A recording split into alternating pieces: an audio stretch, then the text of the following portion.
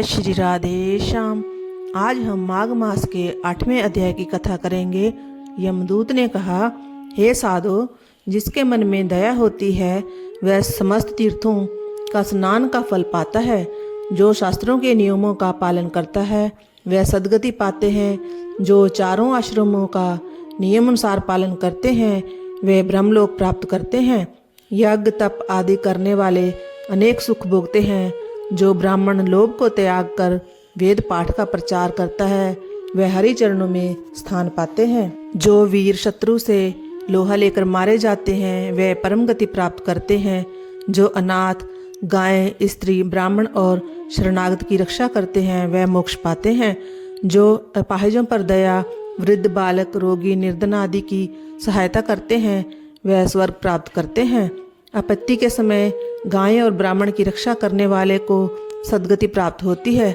जो प्राणी गाय ग्रास देकर भोजन करते हैं, कुएं, तालाब आदि बनवाते हैं और सदैव जीवों पर दया करते हैं वह स्वर्ग पाते हैं।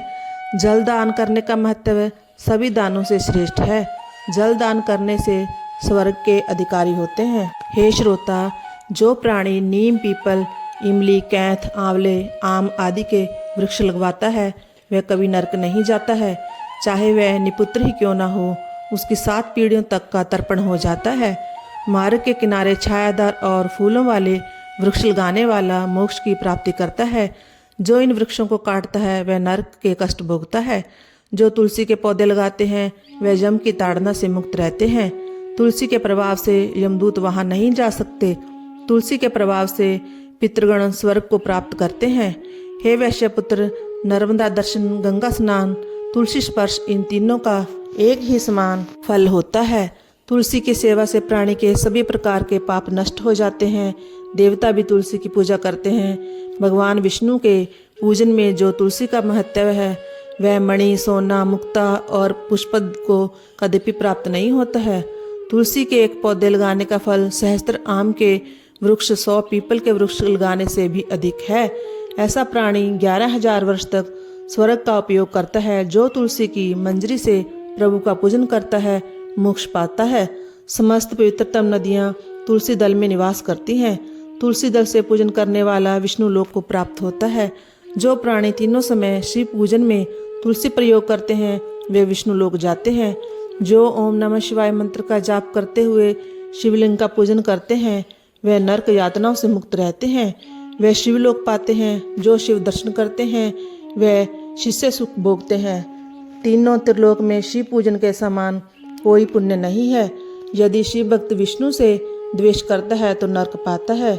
शिव प्रसाद को स्पर्श करना तक निषेध है। जो अज्ञान अथवा लोभ के कारण शिव प्रसाद को ग्रहण करता है अथवा उसको आजीविका बनाता है वह नरक पाता है।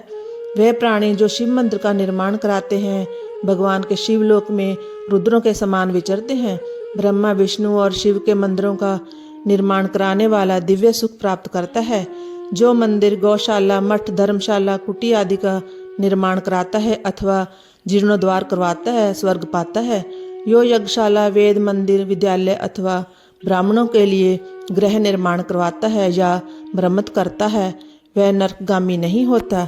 जो इन स्थानों को नष्ट करता है, लोभ में पड़कर बेच डालता है, उनको आजीविका का साधन बनाता है वह 21 बार महारौख नरक भोगता है। गाय, ब्राह्मण, मठ, मंदिर आदि की आजीविका खाने वाला अपने परिवार सहित नरक में जाता है। मठ मंदिर का अन्न नहीं खाना चाहिए। यदि भूल से खा लें तो चंद्रायण व्रत करें। यदि मठाधिकारियों का स्पर्श हो जाए तो उसी समय वस्त्र सहित स्नान करें। देवताओं के धन को खाने से नरक प्राप्त होता है। मंदिर में बगीचा लगाने वाला स्वर्ग पाता है। जो पितृ देवता और अतिथियों की सेवा करता है ब्रह्मलोक को पाता है। इस प्रकार कथा का 8वां अध्याय समाप्त हुआ। जय जय श्री राधे श्याम।